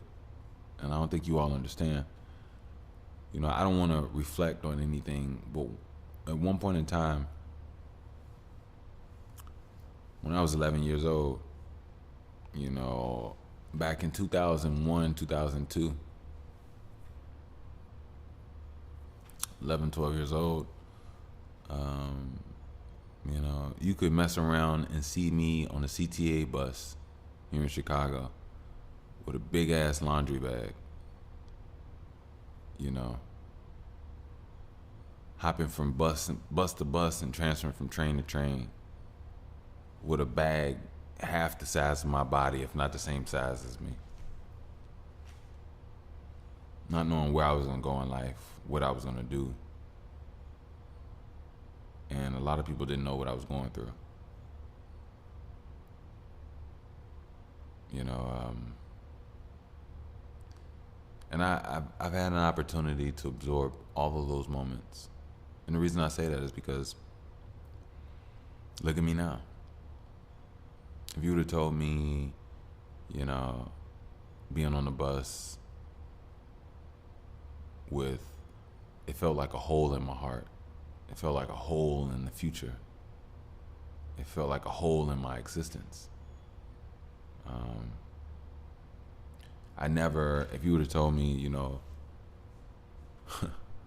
Bushwick was always my name. If you would have told me, you know, little old Bushwick, that, you know, one day you'll be talking to the world. One day the world will know your heart and your mind. I wouldn't even looked at you like you were crazy. I wouldn't even understand what you meant. That's real talk. I wouldn't have even understood what you meant. You know what I mean? And yeah. And funny thing is, if I'm not mistaken, I got my first iPod. I had an iPod Shuffle. I believe I was 15 to 16 years old. I think I got it for Christmas. I want to say I was 15. Wait, was I 15? I was like either 15 or 16. And it wasn't until then, that's when Apple came out with podcasts. So in 2001, when I was 11, nobody could have told me you gonna have a podcast, because the podcasts weren't even out. Nobody even knew what a podcast was. And when I look back on that, it's so funny how I've come so long. You know what I mean? I'm not even old, y'all. But to some kids, they'd be like, "Oh yeah, he's old." I'm 35 years old. I'm 35 years alive. Let's put it like that. I'm 35 solar cycles. That's what I really like to say. I am 35 solar cycles. And yeah, 35 solar cycles. And to be honest with you, I'm perfect in existence. I'm so perfect. And I only am looking forward to the future and forward motion.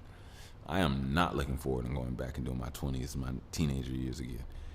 Hell no. Hell no. Hell no. Hell no. I'm sorry. Hey, I'm sorry. Hell no. Oh my God. Hell no. I don't even want to go back 8 months. Hell no.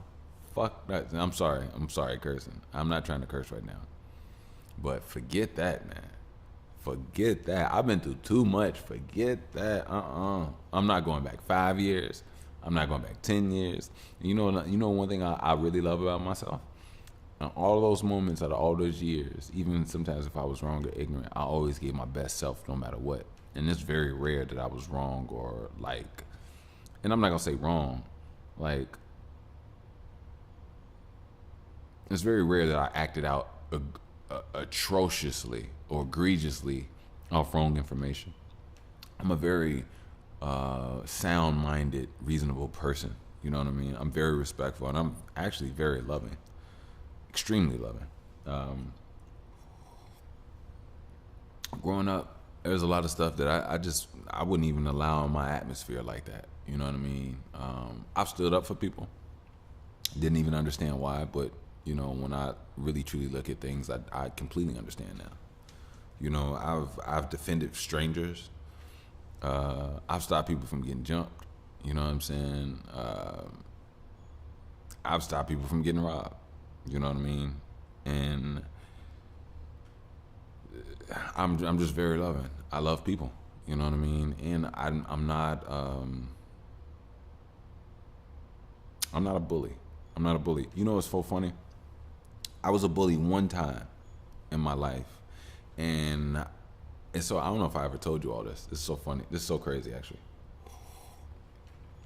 Shout out to this dude named Rudy Tobar.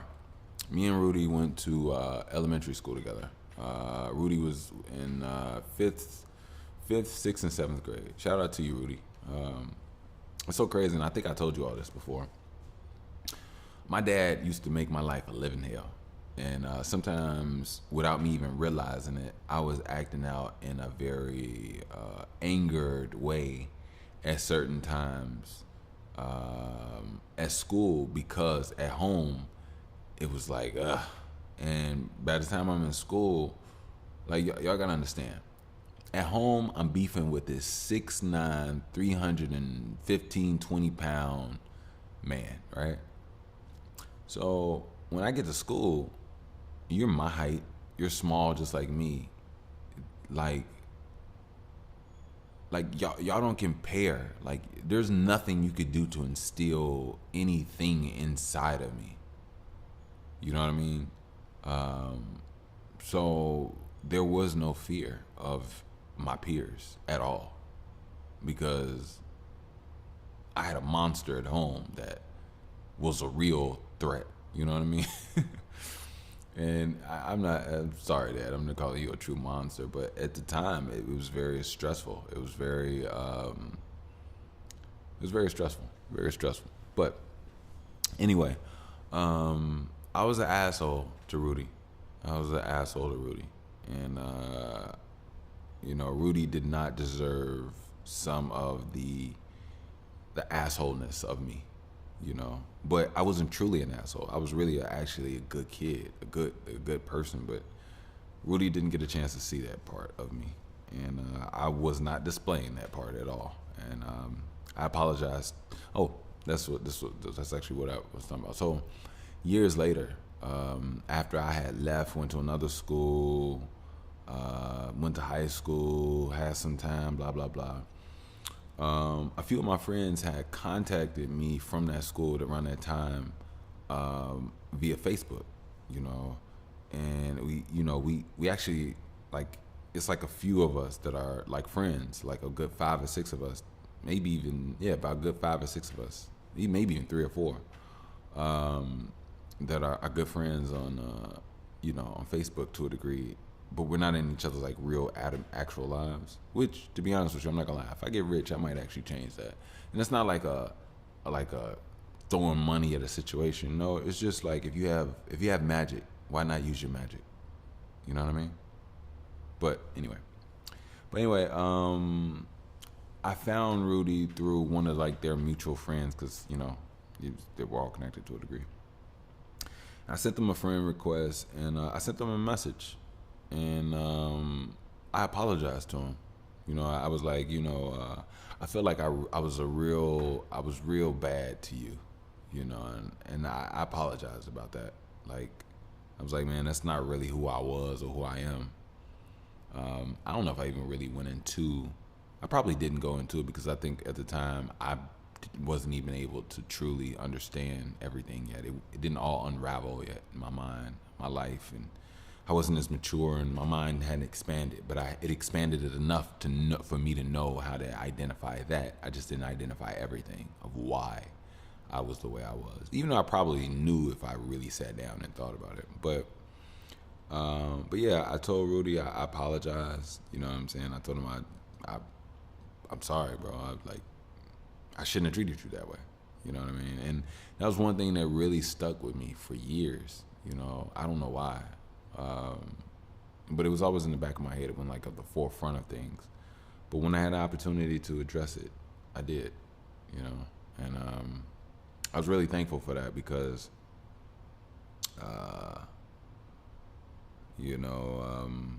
it's just not who I am, and it's not what I was put on this earth to do. I was put on this earth to do this exactly right here for you all, and for myself.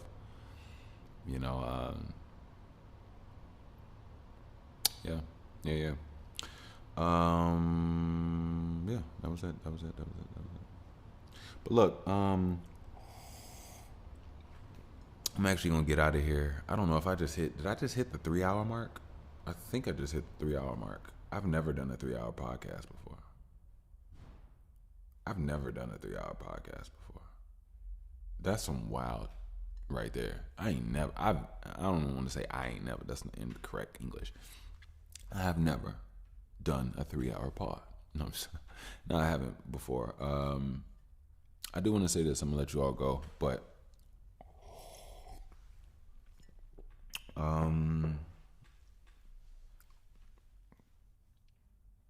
whatever you're struggling with, whatever you're holding on to, whatever conversations you find yourself in your head that you continuously just keep having,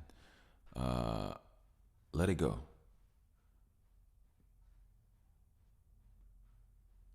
I mean that wholeheartedly. Let it go.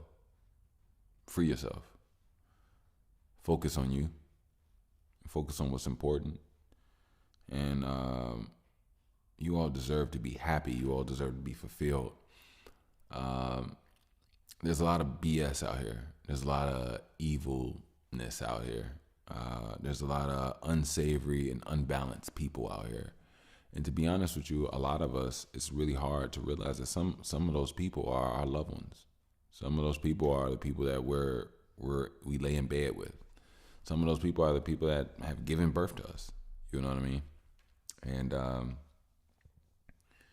you owe it to yourself to be able to actually enjoy and see what's in front of you, rather than being kidnapped by your mind continuously, constantly. You know, in a battle with just certain things. You know what I mean? You all deserve better. But the thing is, you're only going to have better if you create that better from within. And I've been learning that on my journey. I really have. I really, really have. So, but I want to say this. You all be smooth. You all be happy. You all be healthy. I wish you nothing but guidance and protection. And I'll tell you this. If you stay focused, you'll fly. I love you. Peace.